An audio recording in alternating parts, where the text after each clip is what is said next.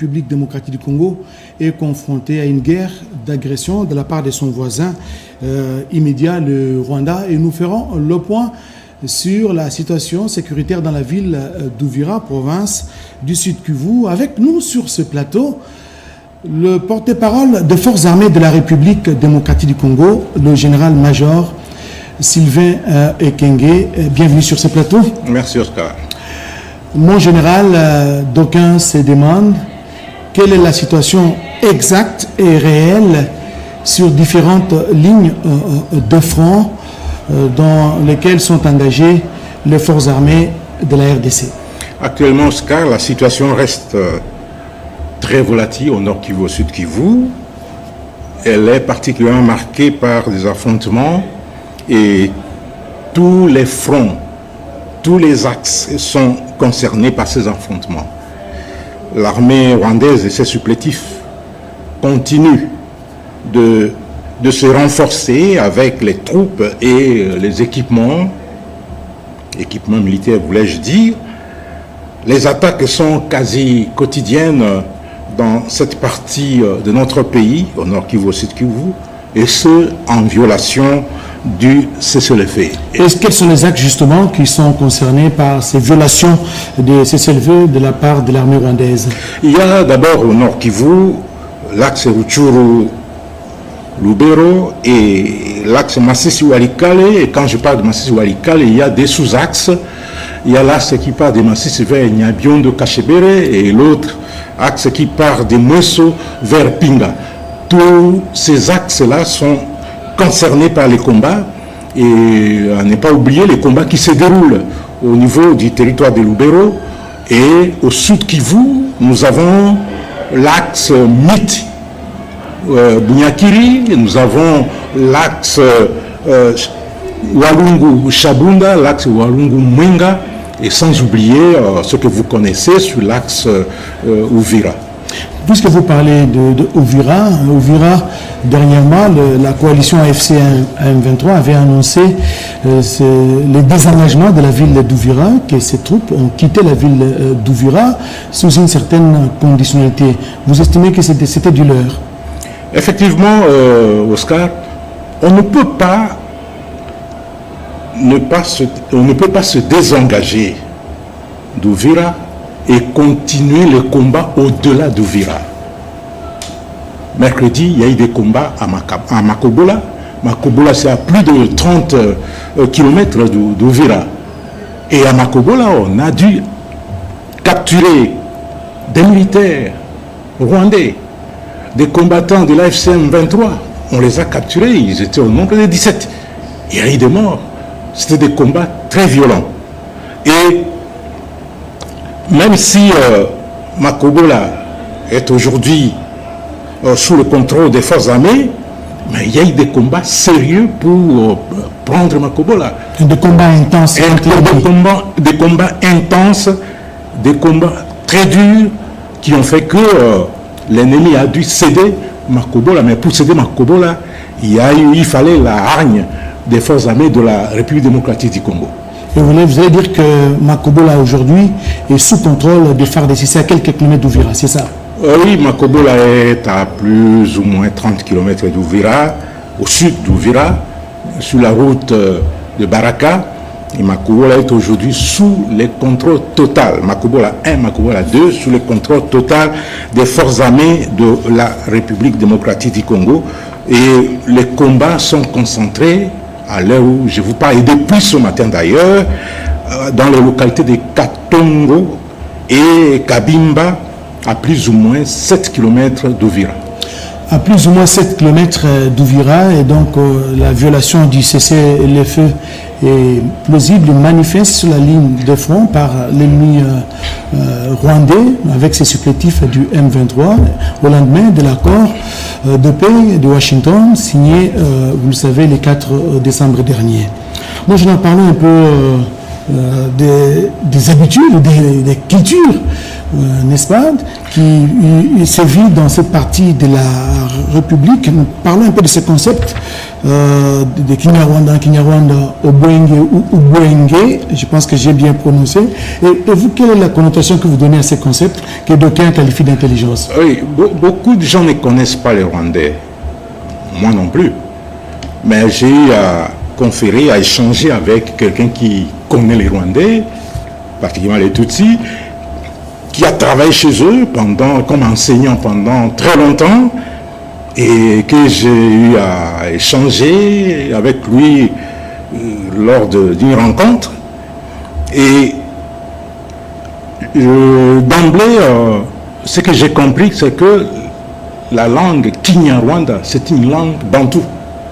Ce n'est pas une langue nilotique. Or, les Tutsis sont des nilotiques. Oui, ils sont venus adopter cette langue lorsqu'ils sont arrivés au Rwanda. Donc, il y a un terme, un concept nommé Obwenge. Obwenge, c'est un concept qui est utilisé dans les langues bantoues du Nord Kivu et du Sud Kivu. Chez les Chi, on l'utilise, chez les Wunde et dans d'autres langues, on parle de ces concepts-là, Obwenge. Obwenge signifie intelligence. C'est intelligence. Et quand on dit que cet enfant, on associe le nom d'Obwenge à un enfant ou à un individu, c'est qu'on veut dire que cet individu est intelligent, cet enfant est intelligent.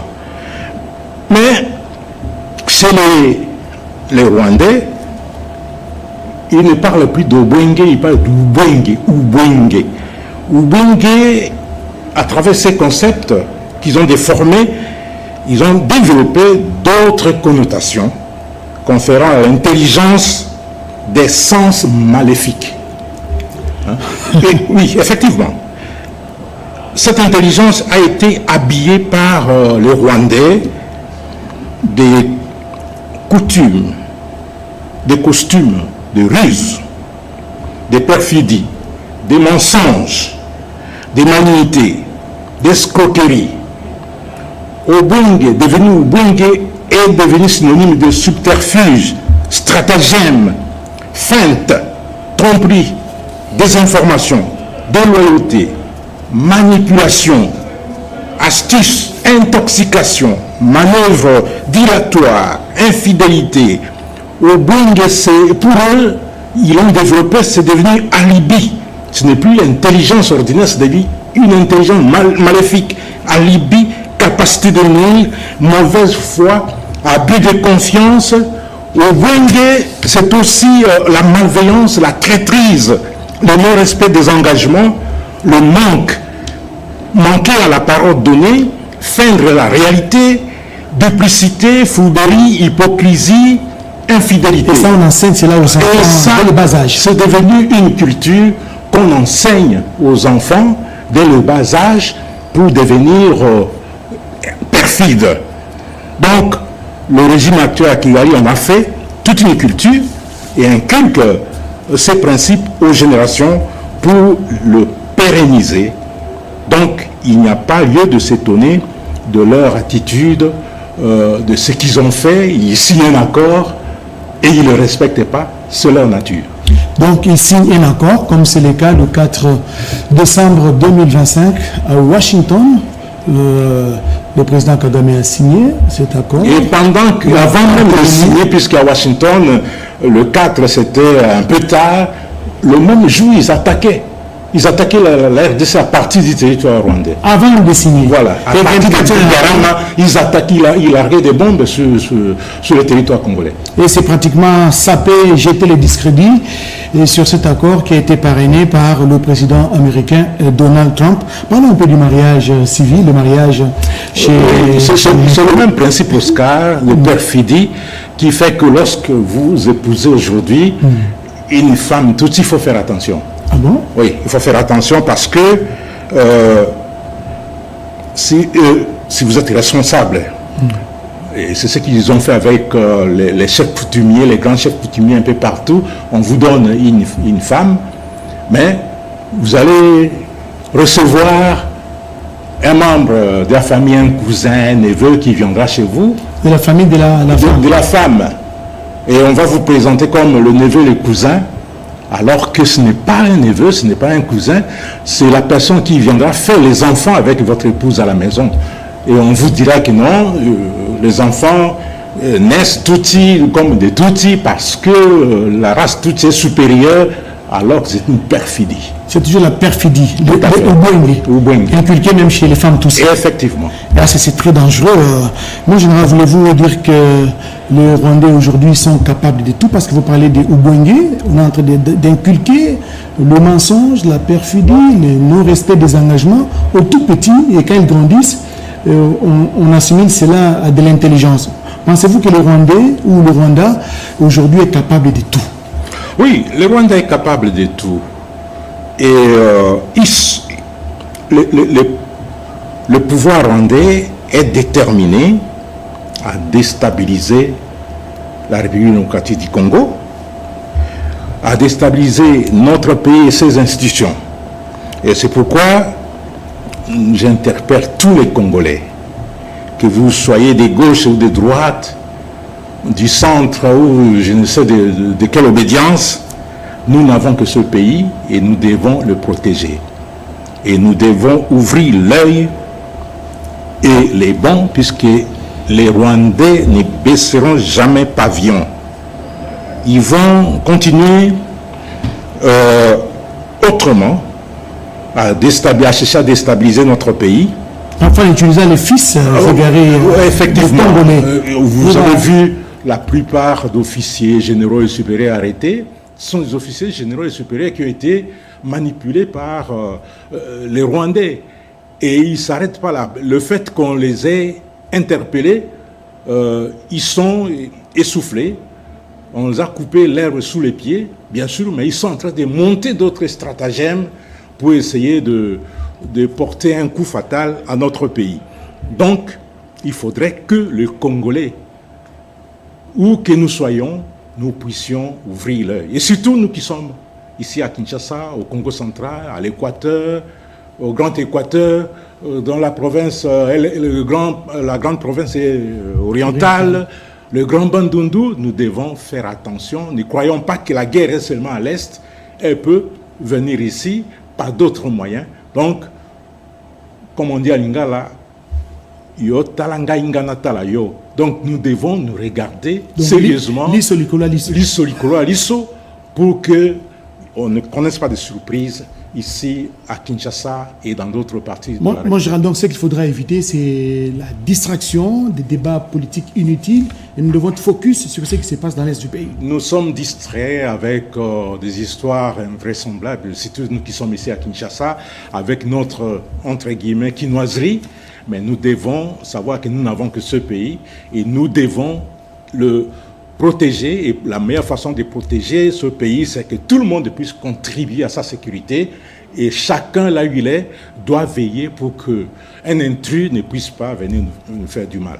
Mon général, peut-être avant de nous séparer, je voudrais qu'on revienne sur cette question d'actualité.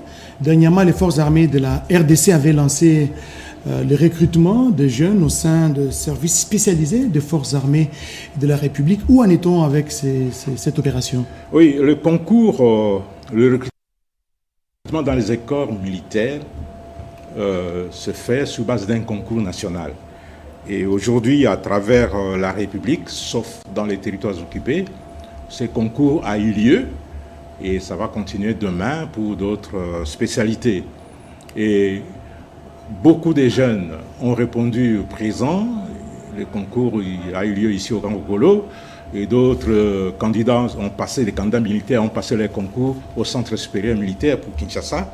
Et dans toutes les provinces, le concours a eu lieu, sauf dans les territoires occupés. Et ce concours a lieu une fois l'an. Ceux qui n'ont pas eu l'occasion de le faire doivent se faire inscrire pour l'année prochaine. Et le processus continue. Et c'est dans quelle spécialité comme ça? Non, dans toutes les spécialités. Nous, cette fois-ci, le chef d'état-major général des forces armées de la République démocratique du Congo, sous instruction du commandant suprême, a demandé à quelques services de l'armée de recruter au regard de besoins réels qui sont chez eux, notamment la force aérienne, la force navale, les corps de santé militaire, le corps du génie de l'armée, le corps des troupes de transmission et les services de communication et d'information des forces armées. Nous avons recruté dans nos spécialités et le secrétaire général de la Défense a recruté également les informaticiens. Et il y a aussi le recrutement au niveau de l'école de santé militaire. On recrute les jeunes qui doivent aller à l'école de santé militaire. Une fois arrivés à la fin, ils vont passer l'examen d'État avec tout le monde. Et heureusement qu'il a, lorsqu'ils passent l'examen d'État, rares sont ceux qui échouent parce qu'il y a du sérieux. Et il y a aussi d'autres écoles, des métiers qui ont recruté, qui ont fait passer ces concours. Moi, en général, vous avez dit que vous recrutez des jeunes en termes de profil, dont l'âge varie entre quels pour les spécialistes, l'âge minimum, c'est 22 ans, puisque un spécialiste, c'est quelqu'un qui a fait l'université. Alors, l'âge maximum, c'est 35 ans. 35 ans, et la force aérienne... Et nous sommes plus éligibles à notre âge. Non, vous êtes plus éligibles. La force aérienne a diminué l'âge maximum jusqu'à 27 ans, je pense. Et la force aérienne recrute même les diplômés d'université, les diplômés qui ont fait les écoles techniques, comme... non, pour les écoles secondaires, les techniques, pour les former comme... Et puis qui ont fait les maths physiques, biochimie et comme ça, pour les former comme des pilotes et comme ça. Et il y a eu aussi les concours pour la session ordinaire de l'Académie militaire. Ce sont les diplômés d'État qui ont souscrit et qui ont passé ces concours. Ces diplômés d'État doivent être âgés de 18 à 22 ans, 25 ans maximum. Mais je pense que jusqu'à 23 ans, c'est acceptable. Puis ce sont des jeunes gens qui vont passer 3 ans à l'Académie militaire. Les autres feront la session spéciale à l'Académie militaire et beaucoup d'autres seront orientés dans les écoles spécifiques de l'armée. Il y a aussi les militaires qui ont été recrutés et qui ont passé les concours pour le cours des bases d'état-major à Kitona. Voilà, nous y reviendrons dans une émission spécialisée pour parler justement de ces recrutements, comment ça se passe et qui est éligible à ces recrutements. Moi, en général, nous sommes en train d'atterrir. Nous sommes suivis au Sud Kivu, nous sommes suivis à Massissi, nous sommes suivis dans le Rutshuru, à Butembo, à Lubero, nous sommes suivis à Beni. Nous sommes suivis également à Uvira, dans les 2 provinces, donc Nord et Sud Kivu. Un message pour les populations de ces 2 provinces sous occupation aujourd'hui. Merci Oscar. Moi, j'ai fait toute ma carrière, presque plus de la moitié de ma carrière au Nord Kivu, au Sud Kivu et en Ituri. Je connais le peuple du Kivu. C'est un peuple vaillant. Un peuple résilient. Un peuple très résilient. Et je leur demande de continuer dans ce sens. Les Rwandais essayent de les embrigader.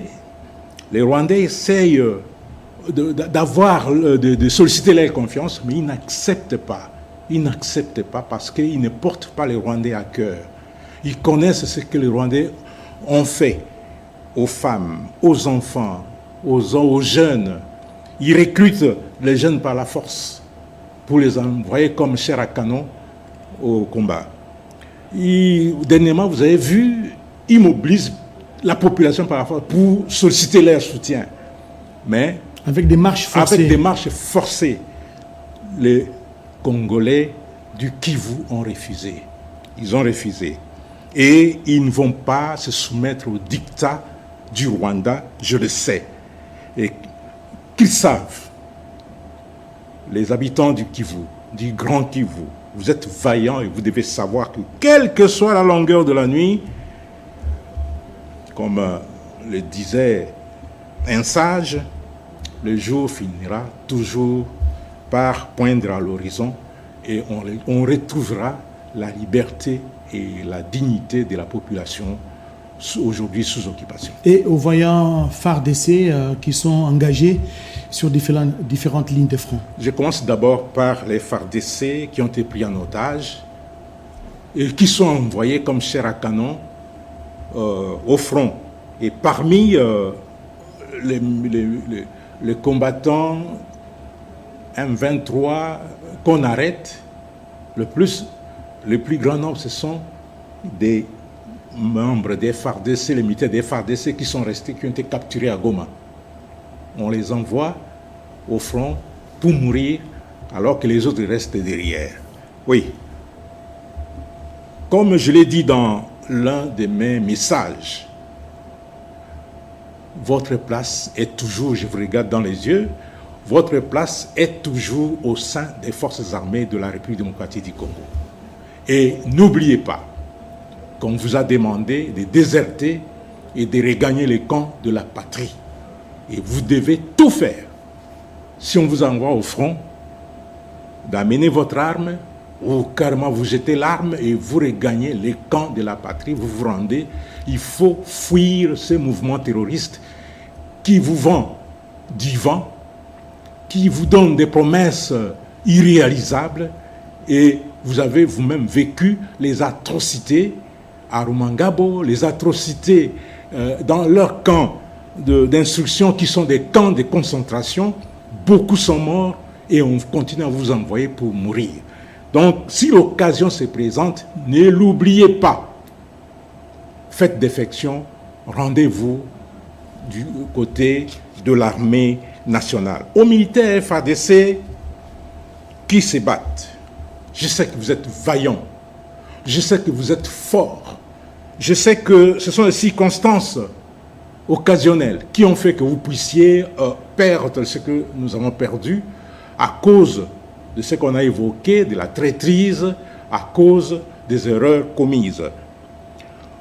Nous avons pris l'engagement, en venant dans l'armée comme volontaire, de servir la patrie sous les drapeaux avec détermination jusqu'au sacrifice suprême. Nous avons pris l'engagement de protéger notre population jusqu'à verser notre sang. Nous devons nous battre. Nous devons combattre cet ennemi. Cet ennemi a des armes, vous avez des armes. Cet ennemi est composé des hommes, vous êtes plus que les hommes, très vaillants. Cet ennemi, les Rwandais ont été formés, vous aussi vous avez été formés. Donc, désormais, il n'y a plus de place dans notre armée pour les couards, pour les peureux, pour les fouillards. Nous devons tous nous mobiliser et laver cet opprobre qui nous a été infligé par ce petit pays, le Rwanda. Nous devons les combattre et les combattre jusqu'à libérer tous les territoires occupés aujourd'hui. C'est notre devoir et c'est un devoir patriotique. Merci, mon général. Je rappelle que vous êtes porte-parole de l'armée loyaliste, des forces armées de la République démocratique du Congo.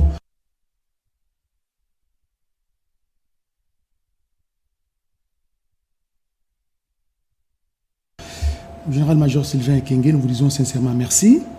Espérons vous retrouver dans d'autres plateaux, d'autres numéros pour continuer à nous donner les informations, les nouvelles en provenance des lignes de front. Tous les plaisirs étaient pour moi, Oscar. Merci à vous tous de nous avoir suivis et à la prochaine.